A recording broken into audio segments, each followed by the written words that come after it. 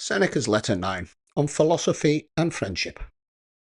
You desire to know whether Epicurus is right when, in one of his letters, he rebukes those who hold that the wise man is self-sufficient, and for that reason does not stand in need of friendship.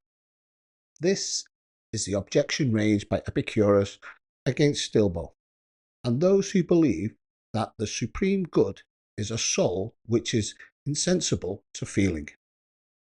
We are bound to meet a double meaning if we try to express the Greek term lack of feeling summarily in a single word, rendering it by the Latin word impetentia.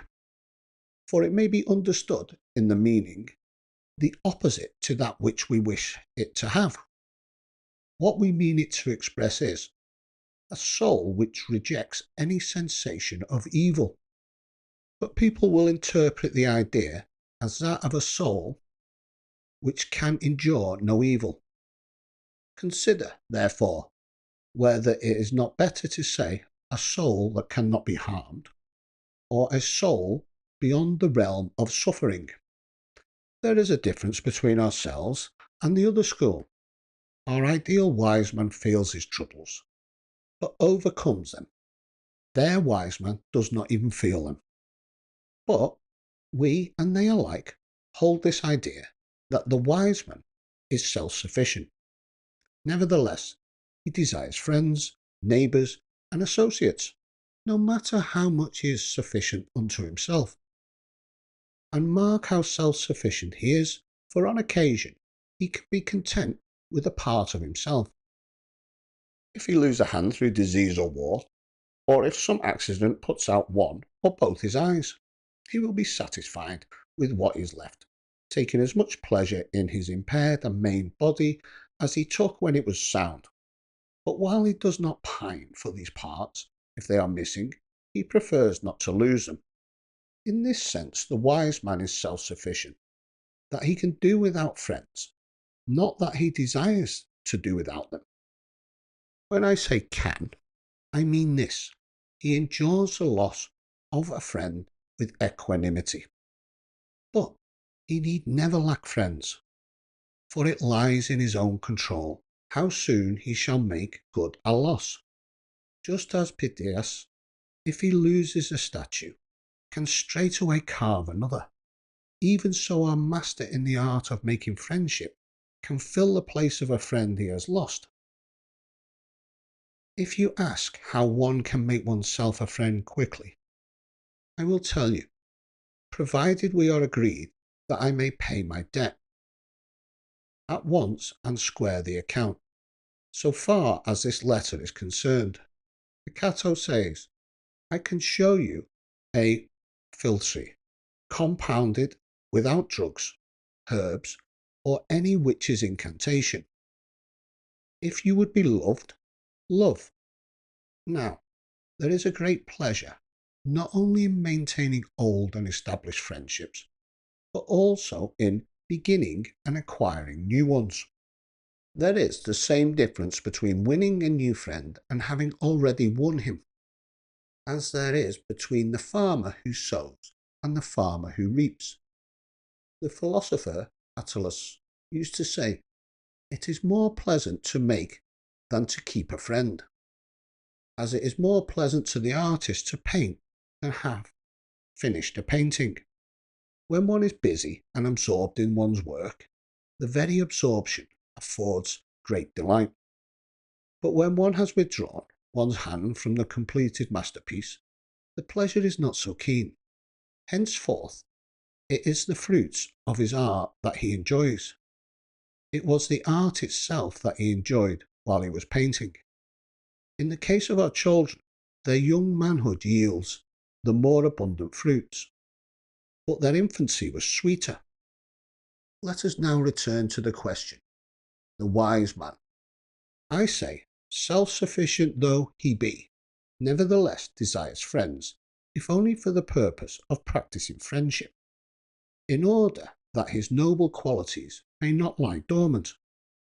Not, however, for the purpose mentioned by Epicurus in the letter quoted above, that there may be someone to sit by him when he is ill, to help him when he is in prison or in want, but that he may have someone whose sickbed he himself may sit, someone, a prisoner in hostile hands, whom he himself may set free.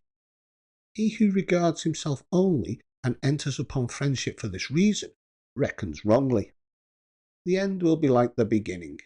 He has made friends with one who might assist him out of bondage. At the first rattle of the chain, such a friend will desert him. These are the so-called fair weather friendships. One who is chosen for the sake of utility will be satisfactory only so long as he is useful.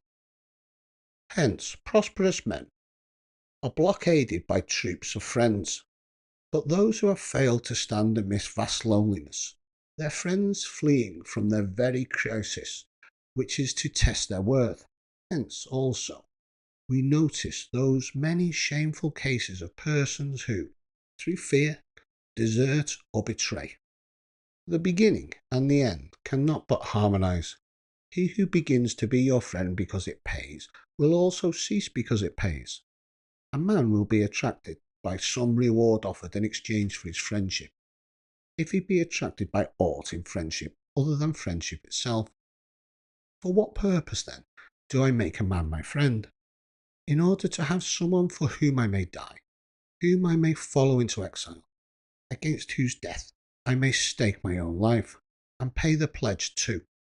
The friendship which you portray is a bargain, and not a friendship. It regards convenience only, and looks to the result.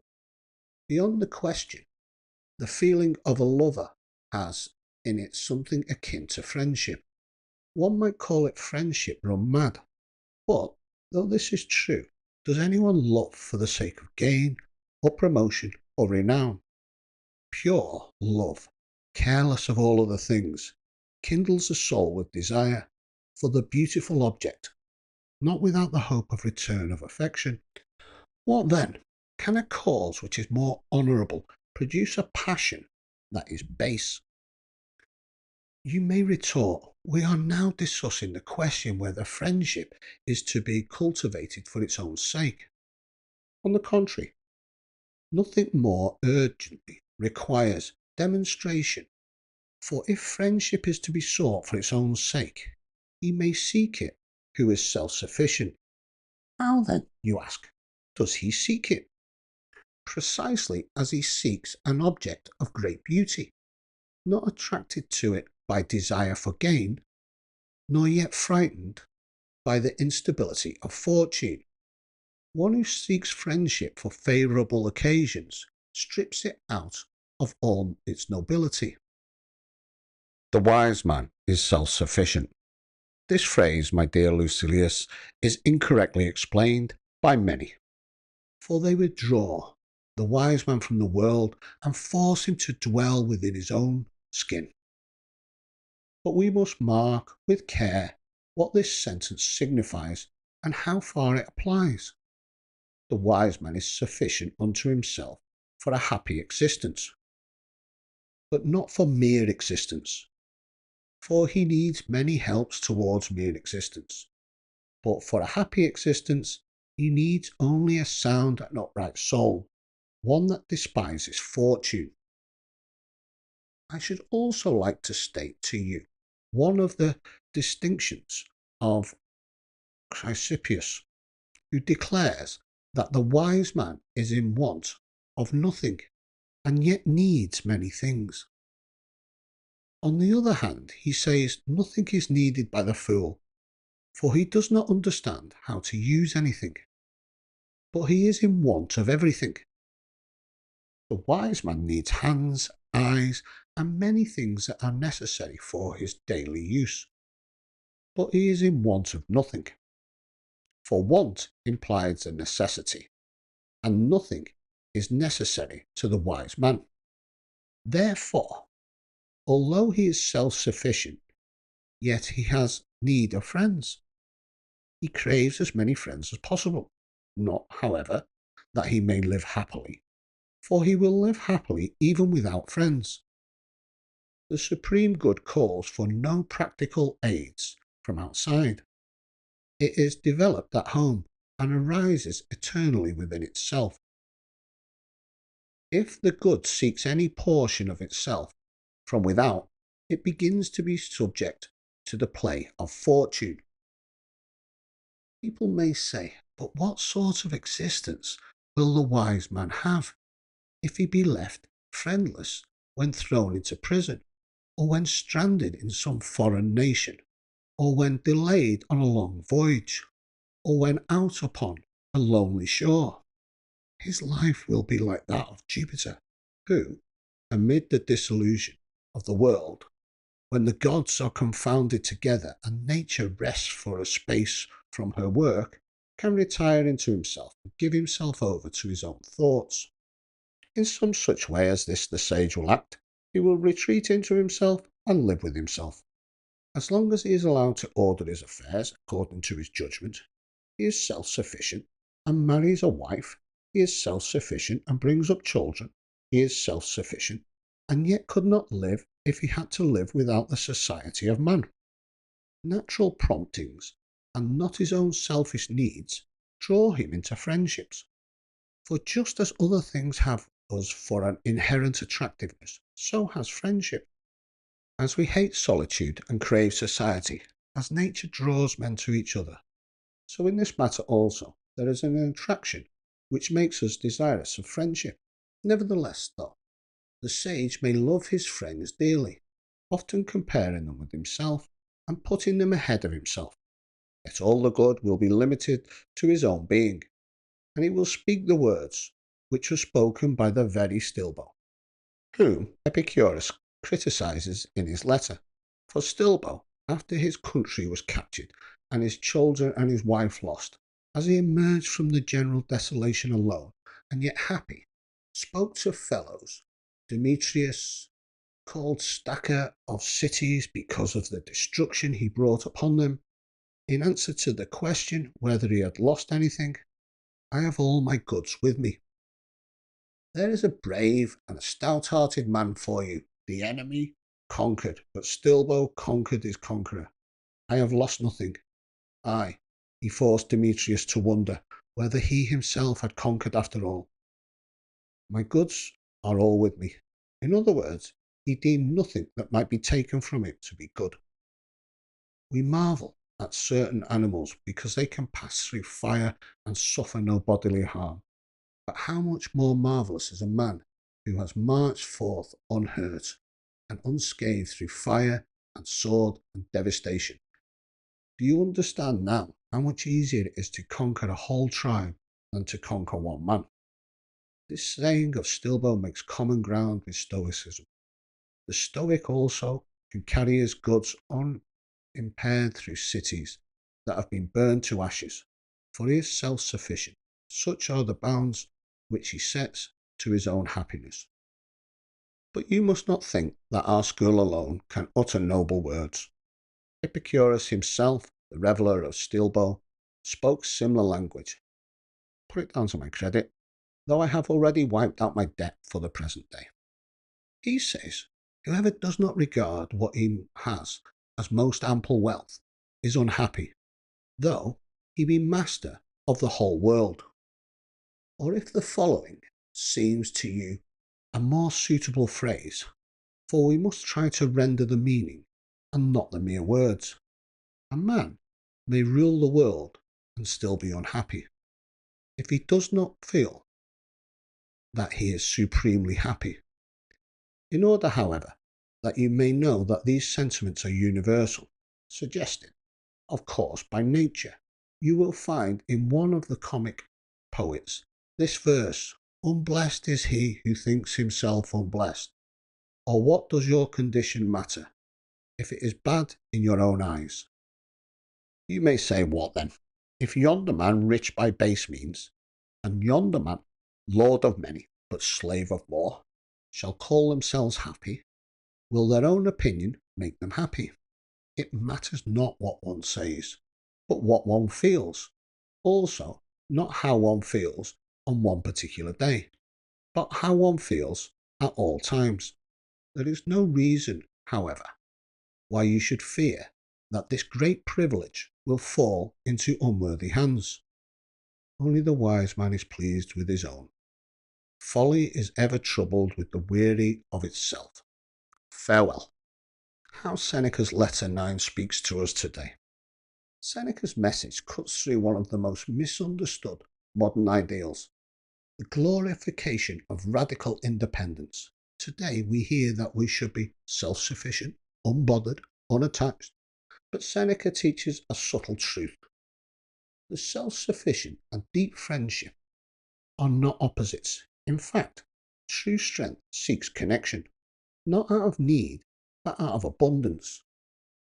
He warns us against transactional friendships, the kind that vanish in crisis, because they were built on usefulness, not love. Real friendship, for Seneca, is the kind you would die for, not because it helps you survive, but because it gives life meaning. The wise person, then, does not need friends in order to be happy, but wants them in order to live nobly. Friendship is not a tool, it's a mirror, a challenge, a joy. And the highest form of self-sufficiency still longs to give itself to another. Some questions to reflect on. Number 1. Are you seeking friendship to gain something or to give something? Question 2. Do your friendships grow stronger in hard times or disappear? And question 3. What does it mean to be self-sufficient and open-hearted? I feel like there's a contradiction in how we talk about self-sufficiency. We're told it's a virtue, something to aim for. But at the same time, the extended family has broken down and real in-person friendship has been replaced with online versions. Social media makes us think we're connected, but often it's just noise. You'll see so-called friends out at dinner, all staring at their phones. Society is isolating us, and it's telling us that if we've got a phone in our hand, we're fine. We're not. I've asked myself often, if people are chatting on their phones the whole time, why aren't they spending time with the people they're messaging? It's rude. Southeast Asia is bad, but China was the worst I've seen. And something I still don't understand. Parents wearing headphones while they're with their kids. What message does that send? What kind of future are they modelling? When I'm with friends, phones rarely come out. If you need to take a call, you'll excuse yourself. The only other times are if it's to add to the conversation or maybe settle an argument. Seneca talks about fair weather friends. I think there are levels to friendship. You don't need to cut people out completely, but you do need to know what level they're on.